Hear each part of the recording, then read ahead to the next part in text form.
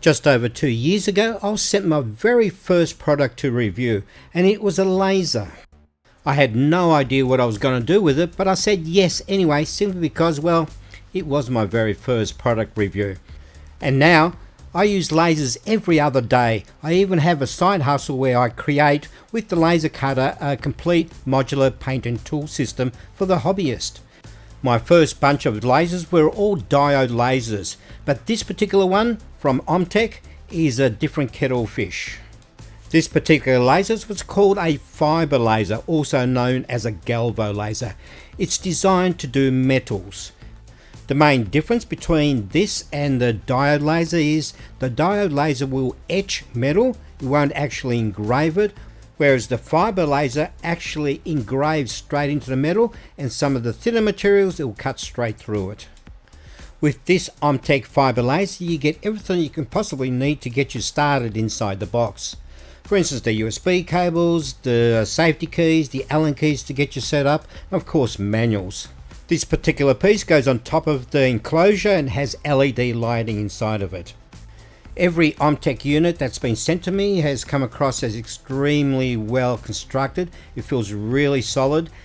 This base has a fair bit of weight to it, so it's not going to go anywhere. To set up the laser, you just need to remove those 4 screws for the support column.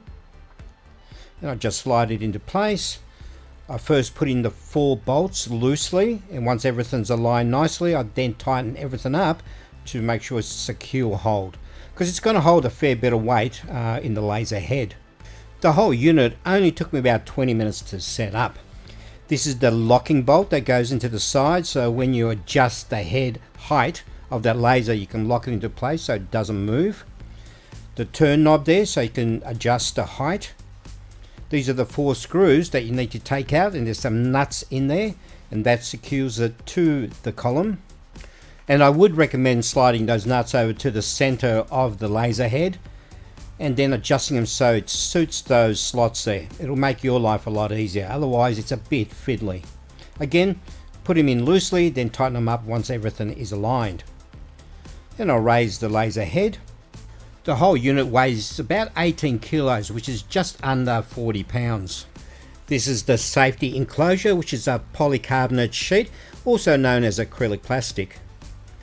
It folds out in one pop. It's really that easy. And say hello to Pinky. On a side note, I've got a funny feeling that this enclosure they sent me was an X-display model. There were a couple of minor issues with this particular enclosure. Even though it looks really sturdy and it feels sturdy, there were a couple minor things, like it was missing a pin in this hinge, but that was an easy fix. I just had a spare Allen key, which I just found laying around my workshop, and just slotted that in temporarily until I sort that out properly. And also there was a whole bunch of scratches on the front there. Normally with something like this you would get a clear plastic protective film on there. There wasn't, which is what leads me to believe that it was an X display.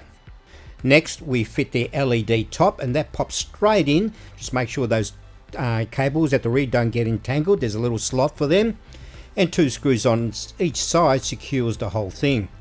This is the exhaust fan that fits to the back of it, and be aware, you just saw it does have some arrows in there showing which way it blows and which way it actually turns.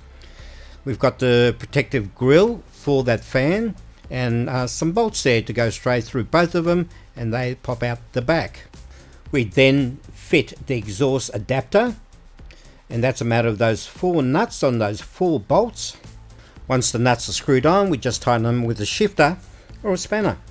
That is the power lead from the fan.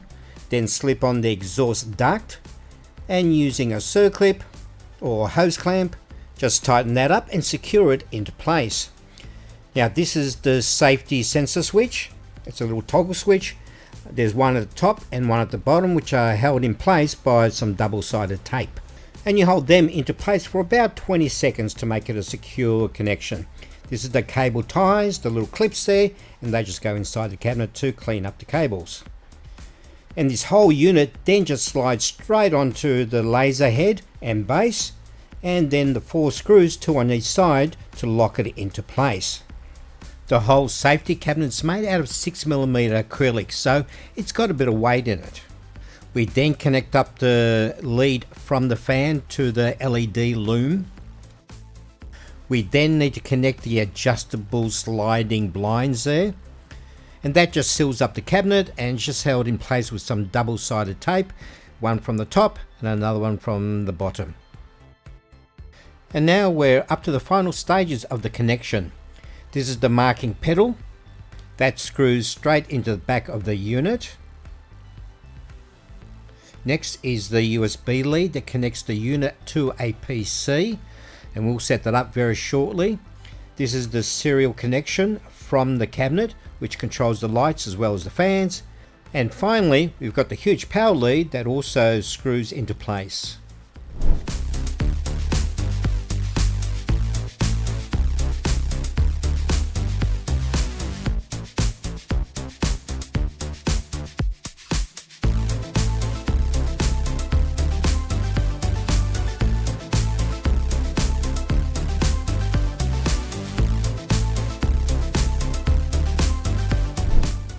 Now it's time to set up the LightBurn software.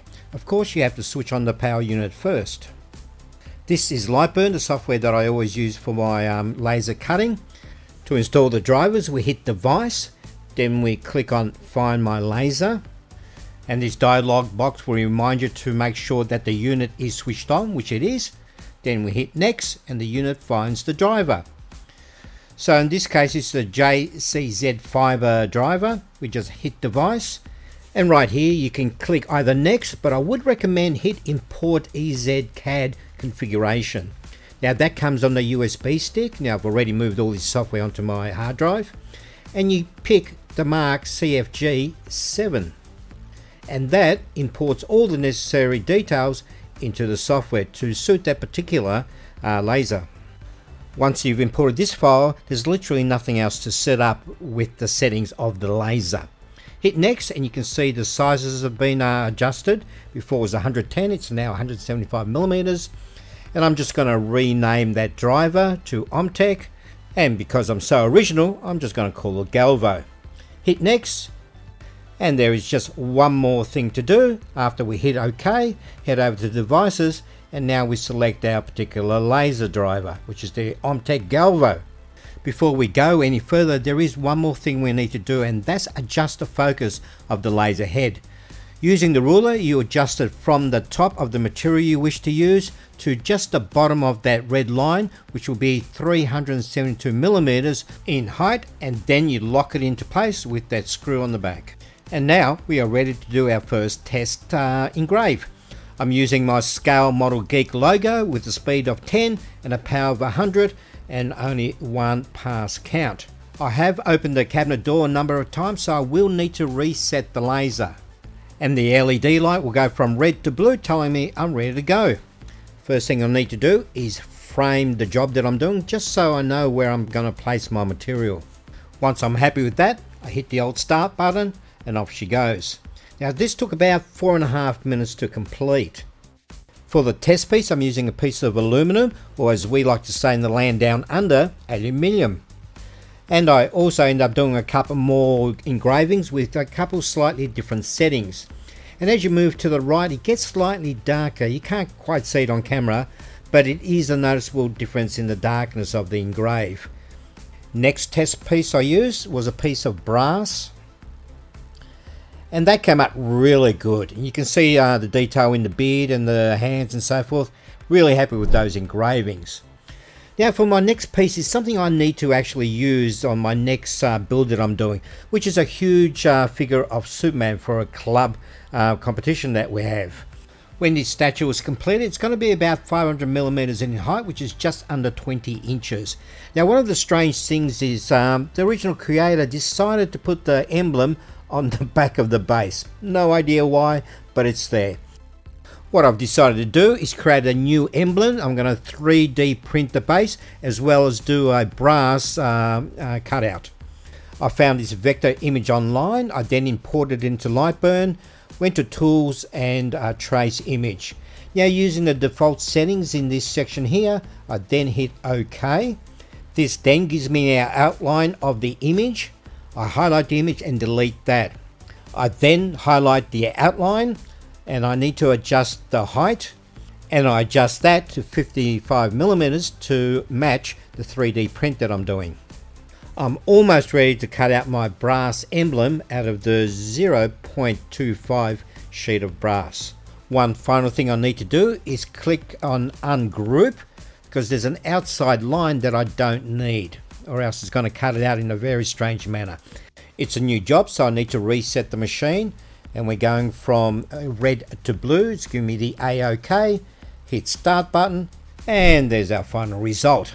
How good does that look? Really happy with that. The cut is actually really crisp. This is the 3D print that I did, and what I'm going to do is put that brass emblem on top of the 3D print. Now I'm going to glue that into place and then polish it up so it glistens. It's going to look so good on my 500mm statue. For the final test, I want to do something I've never done before, and that's a deep engrave. The settings are slightly different to the normal engraving because it's an image, so I have to go into the image dialog box and make some adjustments. Speed's at 2000, maximum power is 100, and the image mode we have to swap over to 3D slice, or else I'm not going to get that depth in the image. Now I also do a cleanup pass on it, so after every 20 passes it does a small little pass to clean up any bits and pieces left over. Now I created this image in AI, and like I said, I've never done this before, so I'm hoping it's going to work the first time round. This engrave is going to take about 3 hours. Once we hit start, it goes from blue to green, and the final size is going to be about 60mm, which is just over 2 inches. And lucky I have an exhaust because it got quite smoky. And this is the final result. How good is that? I can't believe it actually worked on my first go. In a piece of aluminium, can't wait to try this in a sheet of brass. This unit from OMTech was extremely easy to set up, and like you saw earlier, it took me about 20 minutes to do the setup. The engravings were great, really sharp and precise. Would recommend this every time to everybody.